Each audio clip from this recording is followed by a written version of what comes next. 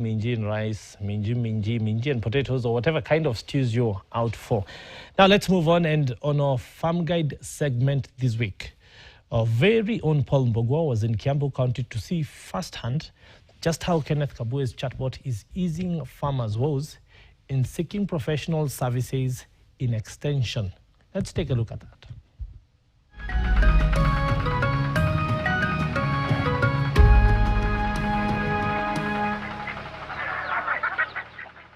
For many of our smallholder farmers across the country, every planting season comes with uncertainty. And why? Because of issues such as unpredictable weather, pests and diseases, and poor timing. But what if the answers they seek are right here in the palm of their hands? My name is Paul Mbogwa, and this is Farm Guide.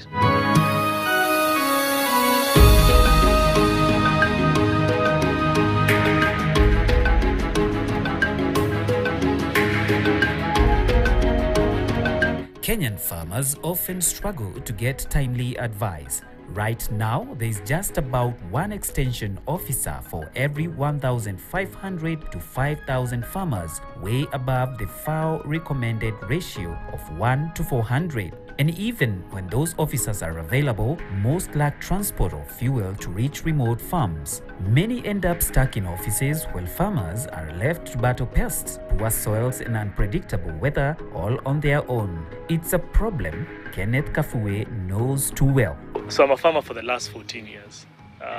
This journey more or less started with my mother, where I grew up in Thika, and we've had a farm ever since.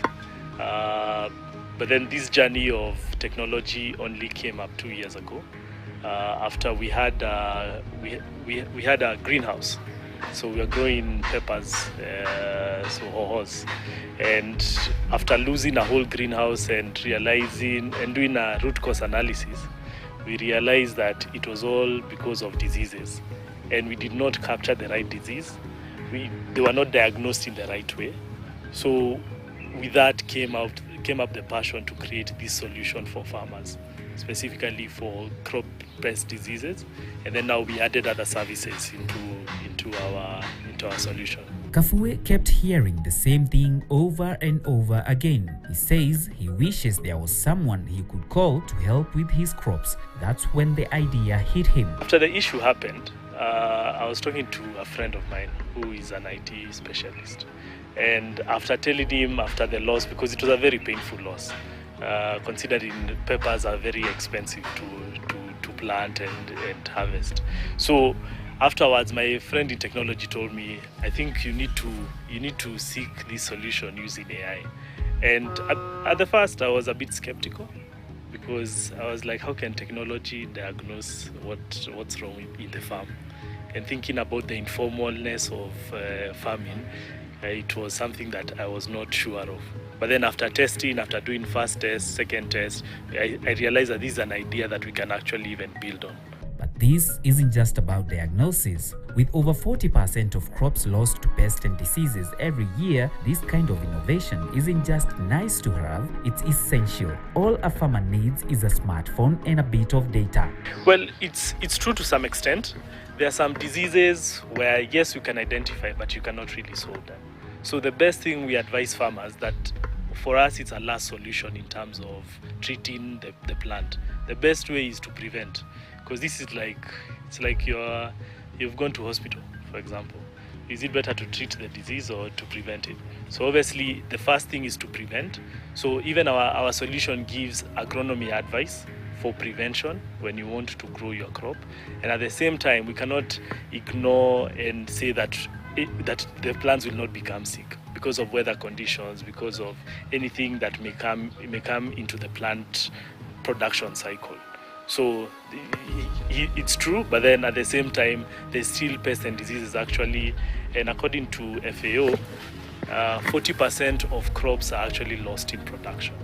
So having a solution like this will reduce and eventually eliminate this particular issue. Kenneth's mission is clear: to meet farmers where they are, support them with the tools they actually use, and rebuild trust in agriculture, one photo at a time. So normally, when the farmer identifies there's an issue with their crop, they come and just check it out. Sometimes they just think, let me just go to the agrovet and explain what the problem is. Yeah. And as you know, there may be a lot of misinformation. There may be information that may not reach the agronomist at the agrovet To be able to diagnose and know what the problem Yeah. is. But with this, the farmer can actually just come to the farm. When they identify a problem, they just come to our application, to our number. They go to WhatsApp. They go like they want to chat, a normal chat on their WhatsApp. Yes. And then afterwards, they'll just press The camera. the camera. All right. And they may be able now to start taking a picture. Okay. So if you can take a picture of this, let's just see how this works. Amazing, eh? Right. So I'll just come here. We'll type What is wrong with. with my crop? So hold on before you send. So you want to say this will identify the crop from just a picture. Yes. So you don't need to say what is wrong with my maize crop. You don't need to identify the particular crop. All right. I can see my hand over there. Will it confuse the AI? Let's see. All right. So So let's see our AI agronomist. Is the AI agronomist right? yes. So what is he saying? Based on the provided analysis, Yes. your crop may be affected by the fall armyworm, which yes, that is true. Yes. I know a little bit of agronomy, so I know that's the fall army. Yeah. So it commonly targets maize. The symptoms to watch include feeding damage on plant parts, insect waste on leaves, and caterpillars with the Y-shaped pattern on their foreheads, Yes. and 4 dots on their backs. Wow. And what is the prevention? Kindly read So it the out. prevention is plant resilient crop varieties. Consider early planting to avoid big infestations. Yeah. Use light or pheromone traps, 10 traps, to monitor and reduce the moth population. Yeah. And then practice weed control and early harvesting to minimize damage. Okay. And then also plowing the land can expose larvae and pupa to unfavorable condition. Right. So that is the diagnosis. So then we get to see the prevention. But if before I see the prevention, which is down here, then I can go with this information to an agrovet, and they can be able to give me the right prevention measure. Yes. But then this AI still goes further and Yes. says the prevention, there is an organic It's an treatment. organic treatment. All right. Yes. So you can apply a biopesticide, and you can encourage natural predators like ground beetles. That is now the bio prevention. Yes. Now let's go to the chemical treatment, which we nowadays we are really trying to avoid. Yes. But it is necessary. Yes.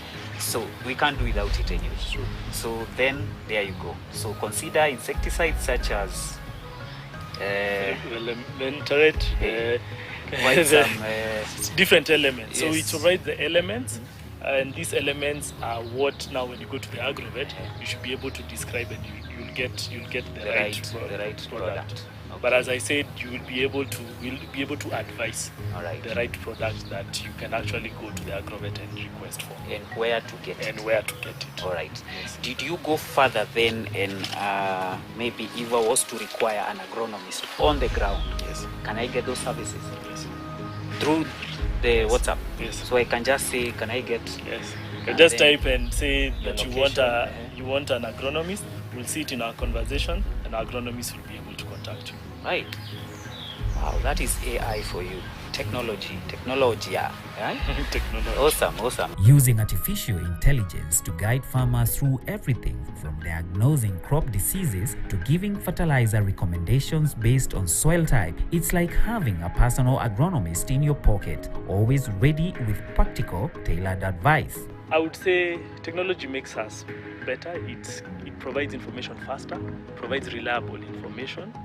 And coming back to statistics, because I like having a thought process. Our agronomist to farmers is 1 to 1,000. The recommended standard is 1 to 400.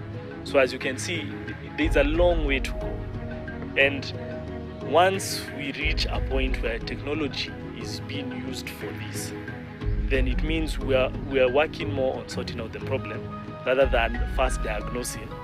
Because for us, it's 24 hours. We'll be getting voice AI into this for the farmer to be able to speak to the bot. We have Kiswahili. We have an agronomist who we have in our team in case a farmer really needs help. So it will be a technology plus people. That's what we're looking at. We're not looking to eliminate, we're just looking to make the current solution better. Kenneth Kabue says it's not just about technology, it's about making sure no farmer is left guessing. So as you can see, there's a long way to go.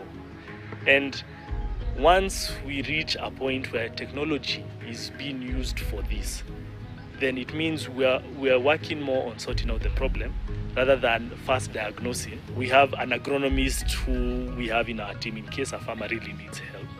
So it will be a technology plus people. That's what we're looking at. We're not looking to eliminate, we're just looking to make the current solution better. But for us, this is an instant, faster, as I said, it's 5 seconds for you to identify and diagnose. The farmer complains that there is no market. That's one thing that is prevalent in this industry.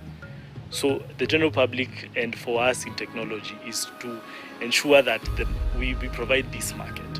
We provide the finances that are required to actually come again and allow the banks to finance the farmer. With these kind of technologies, the farmer has more data, the banks have more data, the financial institutions. So when we embed all this technology, we should be able to get more financing into this. Because I know that's one thing that it's an issue and it's a blocker. And obviously now we're sorting out the production bit of the farmer. We'll eventually move and be able to do the financial inclusion, to do the market access. So all this is to enable the young people to come into this fray of agriculture. So a glimpse into the real challenges and real solutions on the farm. Now in studio, Wakaba picks it up with an expert and a farmer to tell us or to unpack